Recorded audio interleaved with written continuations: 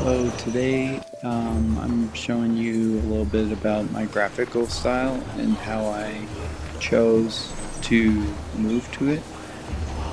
So I didn't want to build a stylized kind of graphical style like a lot of the modern indie games that you see out there. It never really spoke to me, like the cartoony look. And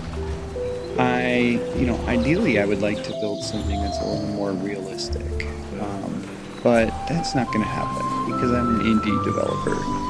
So, especially because I'm a solo developer on a low budget. So, I basically, I was struggling with, using high poly models combined with these kind of low poly procedural things like this arena.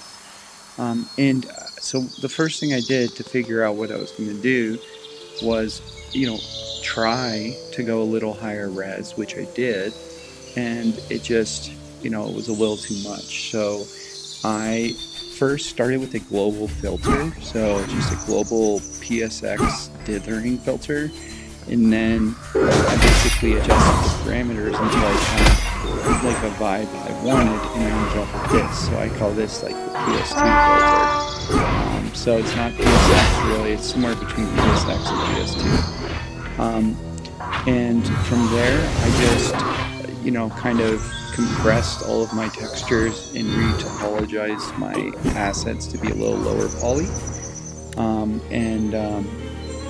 Now this should be pretty good to get performing. It's going to be easier to build procedural stuff, and yeah, just generally an easier thing to go with. So that's where we're at with the graphics. I feel good about it.